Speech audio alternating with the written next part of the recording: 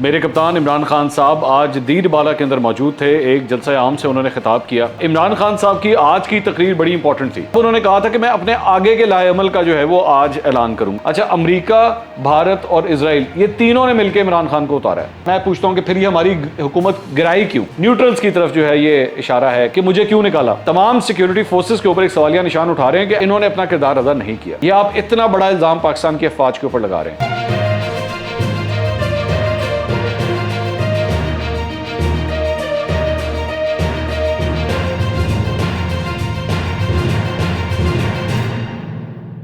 अस्सलाम वालेकुम नाज़रीन, मैं हूं मंसूर अली खान। अपने YouTube चैनल के ऊपर आपको खुश आमदीद कहूँगा। सबसे पहले आपसे दरख्वास्त के चैनल को सब्सक्राइब करना मत भूलिएगा और बेल आइकन ज़रूर प्रेस कीजिएगा। नाज़रीन, मेरे कप्तान इमरान खान साहब आज दीर बाला के अंदर मौजूद थे। एक जलसा आम से उन्होंने खिताब किया। काफ़ी अच्छा जलसा था, काफ़ी लोग वहाँ पर आए हुए थे, जोश खरोश भी काफ़ी अच्छा दिखाई दे रहा था। इमरान खान साहब की आज की तकरीर बड़ी इंपॉर्टेंट थी। वो क्यों इंपॉर्टेंट थी? इसकी वजह ये कि परसों जब उन्होंने गुफ्तगू की थी, परसों या 3 दिन पहले, तब उन्होंने कहा था कि मैं अपने आगे के लाए अमल का जो है वो आज ऐलान करूंगा। तो इसलिए आज आज की तकरीर जो है वो बड़ी इंपॉर्टेंस रखती थी। तो आज की तकरीर जो है वो क्या थी और उसके अंदर क्या इंकशाफात हुए हैं, ज़रा एक एक करके उसको डायसेक्ट करते हैं। आपके सामने मैं पेश करता हूँ। कई चीज़ें तो दोबारा वही रेपिटेटिव थी, लेकिन चंद चीज़ें जो हैं वो नए एंगल के साथ जो हैं वो डिस्कस की गई हैं। सबको एक एक करके ज़रा डिस्कस करते हैं।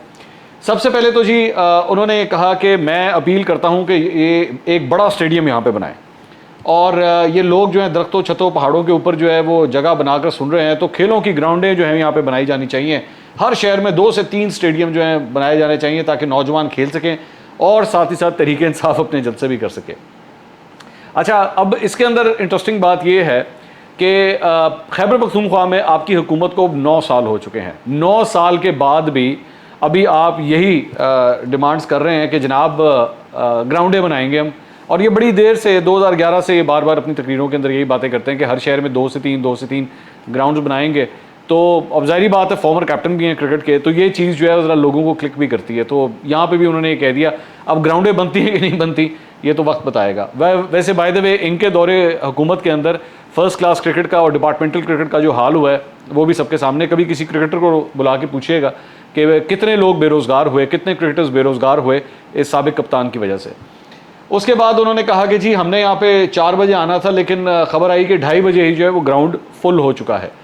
उसके बाद उन्होंने कहा कि दोपहर की गर्मी के बावजूद यहाँ पर आए, ये बात साबित करता है कि सारा पाकिस्तान एक आवाज़ लगा रहा है कि इम्पोर्टेड हुकूमत नामंजूर। मेरा काम है अपने पाकिस्तानियों को शऊर देना। मैं चाहता हूँ कि हमारा नौजवान अपने मुल्क के लिए खड़ा हो। किसी की ग़ुलामी कबूल नहीं है। पाकिस्तान बना था, मेरे वालिदैन ने तहरीक पाकिस्तान में शिरकत की थी। तहरीक इंसाफ का मंशूर तहरीक पाकिस्तान और क़रारदाद पाकिस्तान से लिया गया है।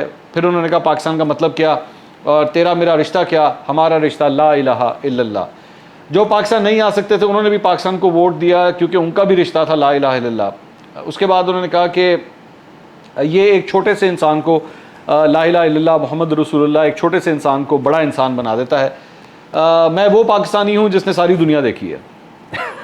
कई दफ़ा ये बात ये रिपीट कर चुके हैं, मैं वो पाकिस्तानी, सारी दुनिया। मुझसे ज़्यादा मगरब को कोई नहीं जानता, मुझसे ज़्यादा फ़लाँ चीज़ को कोई नहीं जानता। दोबारा वही रेपिटेशन। जब तक हम अपने नज़रिए पर नहीं आएंगे तब तक हम पाकिस्तान नहीं बना सकेंगे, हम वो कौम नहीं बन सकेंगे जो अल्लामा इकबाल ने जिसका ख्वाब देखा था। इसलिए जो अमरीकी साजिश और उसके साथ इजरायली और भारतीय साजिश है, इन तीनों ने मिलकर साजिश की है। तो अब ये रिसेंटली इन्होंने अपनी पिछली तकरीर के अंदर भी ये बात कही थी कि पहले तो सिर्फ अमेरिका की साजिश थी, अब इसमें 2 मुल्क और भी शामिल हो गए हैं। इसमें भारत भी आ गया और इसके अंदर इजराइल भी अब शामिल हो गया। तो वो ज़ाहिर बात है, मेरे ख्याल में वो अमेरिका वाला जो मंजन था वो अब ज़रा थोड़ा सा स्लो डाउन हो रहा है। लोग ज़रा उसको जहन से निकाल रहे हैं। तो उसके अंदर 2 प्याली और जो है मुल्कों की डाल दी गई है। उसमें इजराइल को भी अब शामिल कर दिया गया और भारत को भी शामिल कर दिया गया है। अच्छा, अमेरिका, भारत और इजराइल ये तीनों ने मिलकर इमरान खान को उतारा है। अब जो नई स्टोरी है वो ये वाली स्टोरी है कि तीनों ने मिलकर ये काम किया और तीनों ने मिलकर इनको हटा दिया। अच्छा जी, उसके बाद उन्होंने बूट पॉलिश करने वाले शहबाज शरीफ को हम पर मुसल्लत कर दिया। इसको इसलिए नहीं लाए कि इसमें काबिलियत थी, इसको इसलिए लाए ताकि वो बूट पॉलिश करता है, उनके हुक्म को मानता है। और पहला हुक्म जो है उसने IMF से लिया है। पेट्रोल और फजल रहमान की 60 रुपये उन्होंने कीमत बढ़ा दी। अच्छा, इंटरेस्टिंग बात यह है कि जी वो IMF की बात मानता है, मतलब ये शहबाज शरीफ के बारे में उन्होंने कहा, जबकि एक्चुअली जिस मुआहदे के तहत ये सब कुछ हुआ है वो मुआहदा इन्होंने साइन किया हुआ है।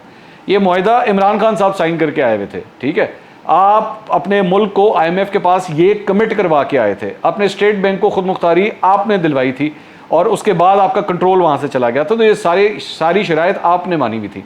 21 नवंबर 2021 जाके कोई भी गूगल करके ढूंढ सकता है, शौकत तरीन साहब उस पूरे IMF की मुआहदे की जो तफसीलात हैं वो सारी लिख के आए थे और आप लोगों ने उस मुआहदे को एक्सेप्ट किया था, बल्कि ढोल बजाए थे जब वो IMF का मुआहदा आप करके आए थे। वो और बात है, उसके बाद फरवरी में जाके जब आपको पता लगा कि अब आपकी हुकूमत जा रही है, तब आपने इस पर यू टर्न मारा और 28 फरवरी को आपने 10-10 रुपये पेट्रोल की कीमतें कम कर दी, जिसकी वजह से आज इस वक्त ये प्रॉब्लम्स हम फेस कर रहे हैं। उसके बाद आगे चल के उन्होंने कहा जब डीजल को पता चला कि कीमत बढ़ गई है तो वो उम्रा करने चला गया और वहाँ भी हुलिया बदल कर गया ताकि कोई पहचान ना ले। और जबकि साथ ही उसके बाद उन्होंने यहाँ पे ये भी कहा कि जी वो मुक़द्दस मुकामात हैं और हम बिल्कुल सबको कहेंगे कि वहाँ पे जो है वो कोई ऐसी वैसी ऊंची आवाज़ नहीं निकालनी चाहिए। शुक्र है इस बात का ख्याल अब जाके इनको आ गया। इससे पहले आपको याद है मदीना मुनव्वरा में जो वाक़या पेश आया था मस्जिद नबवी में, तो उस वक्त हार्डली इस चीज़ को उन्होंने कंडेम किया था और उसके ऊपर लबकुशाई नहीं की जा रही थी, क्योंकि सारे वो गद्दारी के और चोर के फतवे तो आपने लगाए हुए थे, उसकी वजह से वो सारी एम्बैरसमेंट हुई थी और उस वक्त इनके ऊपर काफ़ी तनकीद हुई थी। तो इस मरतबा कम अज़ कम उन्होंने ये भी कह दिया कि जी हम नहीं किसी को कहते कि आप ये करें। उसके बाद उन्होंने कहा जी हमें भी IMF ने जोर लगाया कि डीजल और पेट्रोल की कीमत बढ़ा दो, लेकिन इमरान खान का जीना मरना पाकिस्तान में, वो किसी से खौफज़दा नहीं है। मैं चाहता हूँ नौजवान आपने कभी किसी के सामने नहीं झुकना, और जब IMF ने हम पर प्रेशर डाला कि 10 रुपये बढ़ा दो, हमने 10 रुपये पेट्रोल और 4 रुपये बिजली की फ़ी यूनिट कीमत कम कर दी। ये कब की जाके नवंबर में मुआहदा कर गए और फरवरी में जाके उसके बाद जो है वो ये कीमतें कम की गई। जब पता लग गया कि अब हमारी हुकूमत रहनी नहीं है तो उसके बाद जो है इन्होंने कहा गो हो 10-10 रुपये कम करो।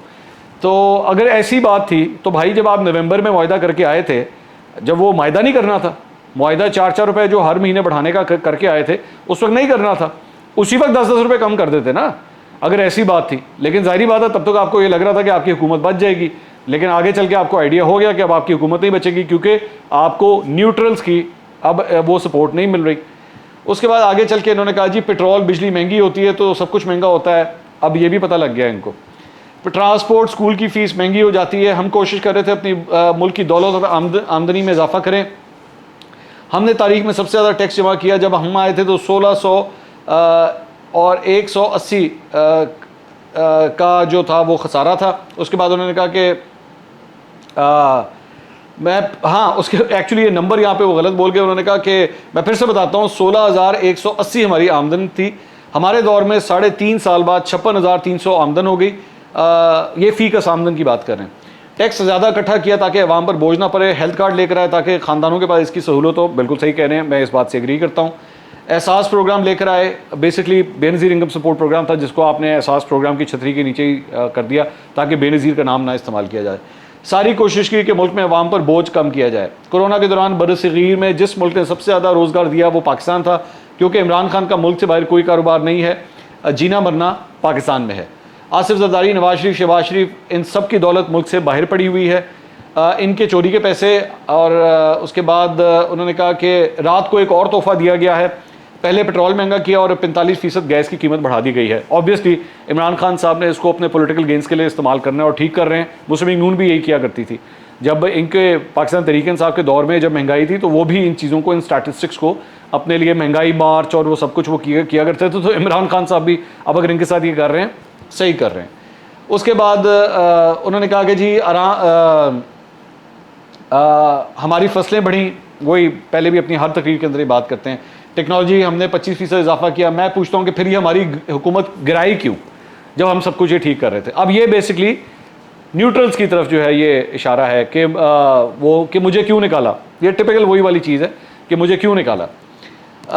ये कहते हैं महंगाई के ऊपर ये महंगाई की वजह से हुकूमत गिराई है। तो बिलावल ने महंगाई मार्च किया, ये महंगाई की वजह से नहीं गिराई गई, ये हुकूमत साजिश के तहत गिराई गई है। तीनों मुल्कों की साजिश से हुकूमत गिराई ताकि इनको हम पर मुसल्लत करें। इसलिए नौजवान मैं आपके पास आया हूँ, मैंने किसी सूरत ये ग़ुलामी कबूल नहीं करनी। उसके बाद अच्छा फिर बड़ी इंटरेस्टिंग बात उन्होंने कहा जी आटे की कीमत 38% बढ़ गई है, गोश्त 20% बढ़ गया है, चावल 41% बढ़ गया है, मुर्गी जो कि हमजा शहबाज का कारोबार है वो 62% बढ़ गई है, घी तेल 50% बढ़ गया है, दालें मसरूर की और दूसरी 21 और 28% बढ़ गई हैं, प्याज 30% बढ़ गया है, अंडे 24% बढ़ गए हैं।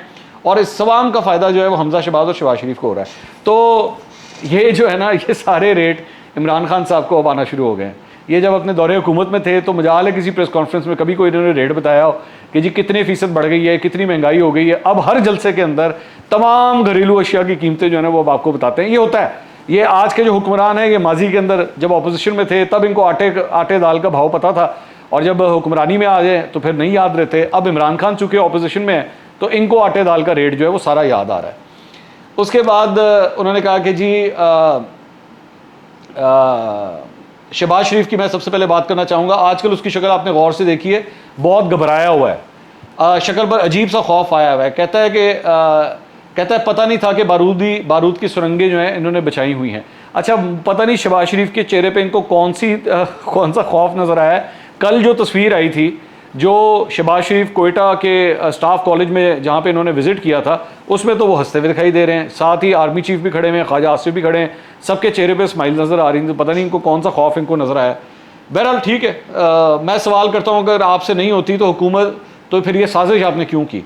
आप कहते हैं बड़ी मुश्किल सूरत हाल, सब कुछ इमरान की वजह से हुआ है, तो फिर इमरान खान को रहने देते तो फिर जिम्मेदारी मेरी होती। आपने साजिश करके, बूट पॉलिश करके, साजिश करके, अपनी शक्ल बूट में देखकर इतने ज़बरदस्त तरीके से बूट पॉलिश करके इक़्तिदार में आ गए हो, तो अब जिम्मेदारी संभालो। बिल्कुल ठीक है, सही कह रहे हैं ये कि अब इन्हीं हुक्मरानों की जिम्मेदारी है कि ये सब कुछ ठीक भी करें। बिल्कुल ठीक कह रहे हैं।